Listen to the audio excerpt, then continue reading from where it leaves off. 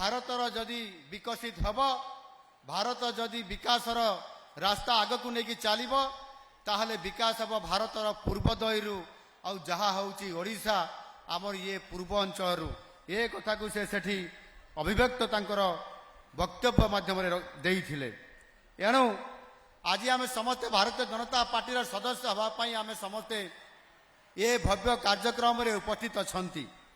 ଆଜି ଅନେକ ସମୟରେ ନରେନ୍ଦ୍ର ମୋଦିଜୀ ତାଙ୍କର ମନ କି ବାତ କାର୍ଯ୍ୟକ୍ରମ ମାଧ୍ୟମରେ ଭାରତ ବର୍ଷରେ ପ୍ରତ୍ୟେକ ଜାଗାରେ, ପ୍ରତ୍ୟେକ ରାଜ୍ୟରେ, ପ୍ରତ୍ୟେକ ଜିଲ୍ଲାରେ, ପ୍ରତ୍ୟେକ ସ୍ଥାନରେ ଯୋଉଠି ଯୋଉ ଆମର କାର୍ଯ୍ୟକର୍ତ୍ତା ମାନେ, ଯୋଉ ଲୋକମାନେ ଏକ ଐତିହାସିକ ପଦକ୍ଷେପ ନେଇଥାନ୍ତି, ଗୁରୁତ୍ୱପୂର୍ଣ୍ଣ କାମ କରିଥାନ୍ତି, ତାଙ୍କୁ ସାମ୍ନାକୁ ଆଣିକରି ସମ୍ମାନିତ କରିବା ଏବଂ ତାଙ୍କୁ ଆହୁରି ଆଗକୁ ଯିବା ପାଇଁ ପ୍ରେରଣା ଦେବା, ପ୍ରୋତ୍ସାହିତ କରିବା ଭଳି ଏକ ବିରାଟ କାମ ଆଜି ଯେଭଳି ଭାବରେ ଆଜି ନିରନ୍ତର ଭାବରେ 115ତମ ମନ୍ କି ବାତ କାର୍ଯ୍ୟକ୍ରମ କରି ଯେଭଳି ଭାବରେ ଆଜି ସମସ୍ତଙ୍କୁ ସାମ୍ନାରେ ଆଣୁଛନ୍ତି, ଇଏ ଛୋଟିଆ କଥା ନୁହଁ। ଇଏ କେବଳ ଏଇ ଭାରତ ବର୍ଷରେ ନୁହଁ, ସାରା ବିଶ୍ୱରେ ମନ୍ କି ବାତ କାର୍ଯ୍ୟକ୍ରମକୁ ସେ ସମସ୍ତଙ୍କର ସାମ୍ନାକୁ ଆଣି ଆଜି ଚର୍ଚ୍ଚିତ ବ୍ୟକ୍ତି ହିସାବରେ ଆଜି ନେତୃତ୍ୱ ନେଇକରି ଆଜି ସାରା ବିଶ୍ୱର 1 ନମ୍ବର ରାଜନୈତିକ ବ୍ୟକ୍ତି ହିସାବରେ ଏବଂ ନେତା ହିସାବରେ ଆଜି ପ୍ରତିଷ୍ଠା ଲାଭ କରିପାରିଛନ୍ତି।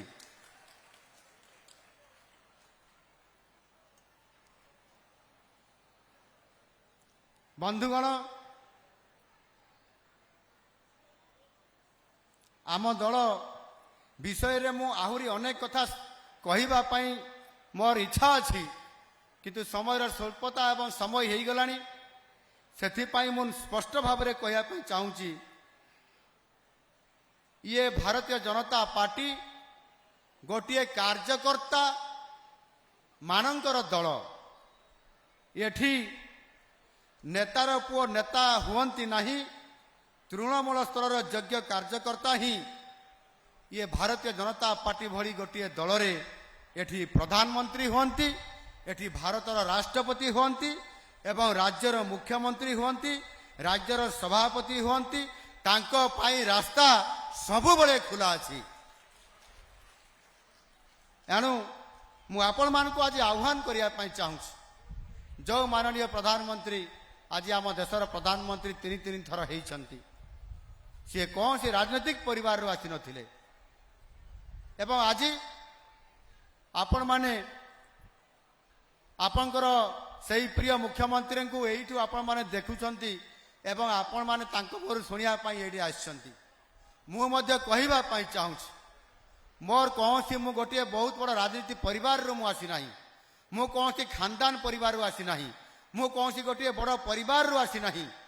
ଗୋଟିଏ ସାଧାରଣ ଗୋଟିଏ ଆଦିବାସୀ ପରିବାରରୁ, ଯେଉଁଠିକି ମୋର ସବୁଠାରୁ ବଡ଼ ପ୍ରିୟ ଖାଦ୍ୟ ହେଉଛି ଶାଗ ଆଉ ପଖାଳ। ଏ ଶାଗ ପଖାଳରେ ମୋର ପେଟ ପୁରୁଥିବାର ମୁଁ ସେହି ଅତି ସାଧାରଣ ପରିବାରରୁ ଆସି ସରପଞ୍ଚରୁ ଆଜି ଆପଣମାନଙ୍କର ପ୍ରିୟ ମୁଖ୍ୟମନ୍ତ୍ରୀ ହେବାର ସୌଭାଗ୍ୟ ପ୍ରାପ୍ତ ହୋଇଛି। ଏଠି କୌଣସି ପ୍ରକାରର ମୋର ଲବି ନାହିଁ। ଆପଣମାନଙ୍କର ଆଶୀର୍ବାଦରେ ଏବଂ ମହାପ୍ରଭୁ ଜଗନ୍ନାଥଙ୍କର ଆଶୀର୍ବାଦରେ ଆଜି ମୋତେ ମୁଖ୍ୟମନ୍ତ୍ରୀ ଦାୟିତ୍ୱ ଆପଣମାନେ ମୋତେ ପ୍ରଦାନ କରିଛନ୍ତି।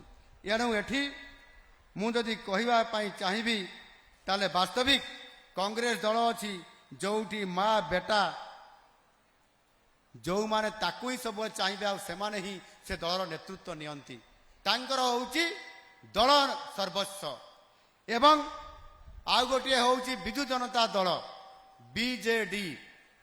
ଆପଣଙ୍କର ବିଜେଡି ଆଜି ପର୍ଯ୍ୟନ୍ତ ଜଣେ ବଞ୍ଚିଥିବା ପର୍ଯ୍ୟନ୍ତ ସିଏ ସର୍ବମୟ କର୍ତ୍ତା ହେଇକି ରହିବେ ସେ ଦଳର ଏବଂ ସିଏ ଏ ବିଜୁ ଜନତା ଦଳକୁ ଚଲେଇବେ, କିନ୍ତୁ ବାସ୍ତବରେ ନୁହଁ। ସିଏ କେବଳ ପର୍ଦ୍ଦାର ପଛପଟେ ରହିକରି ତାକୁ ଚଲେଇବ କିଏ ନା ଗଣତନ୍ତ୍ରକୁ ହତ୍ୟା କରି ଯିଏ ସିଏମର ଜଣେ ଅଧିକାରୀ ହିସାବରେ ନାମ ନେଇକରି ସମ୍ପୂର୍ଣ୍ଣ ଭାବରେ ଏଇଭଳିଆ ମଞ୍ଚରେ ଏକୁଟିଆ ବସିଥିବେ ଏବଂ ଦରଖାସ୍ତ ଗୁଡ଼ିକ ଧରିକିରି କହିବେ ଯେ ମୁଁ ଏଠି ଲୋକଙ୍କର ଦରଖାସ୍ତ ନେଇଛି, ତାଙ୍କର ସମସ୍ୟାର ସମାଧାନ କରିବି। ଏଭଳି ସେଇ ବିଜୁ ଜନତା ଦଳ ଯାହାକୁ କି ଆଜି आपण माने समस्ते ये जाजपुर भरिया एक सबुठारु गुरुत्वपूर्ण जिले में आपण माने उचित जवाब देइछंती एवं संपूर्ण भाव रे जो माने दुर्नीतिग्रस्त जो माने विकास नारे विनाश करुथिले सही मान को आज ये पवित्र ये जाजपुर माटी आपण माने विदाई देइछंती से माटी रे आज आपण मान को समस्त को मु नतमस्तक होइकरी आपण मान को मोर प्रणाम जनाउछि। आज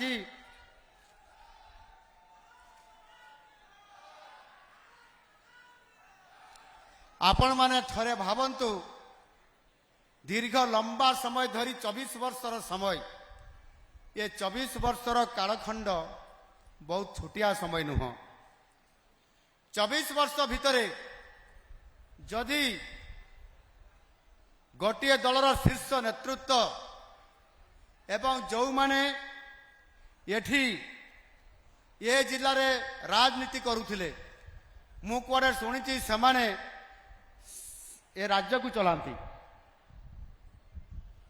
अमर भाई भी कहते से कुआडे बहुत बड़ राजनैतिक व्यक्ति एवं से सरकार को चलाउथिले एवं से सरकार को चलाइबा भितरे अनेक समय मध्य निजर पतियारा को वृद्धि करबा पई सेमाने निजकु कृतदास कहबा पई मध्य पछौ नथिले। सेमाने कुआडे कहउथिले आमे नवीन बाबूंकर कृतदास एवं आमे एठी संपूर्ण भाव रे ये जाजपुर जिला को समृद्ध जिला हिसाब से परिणत करिबु।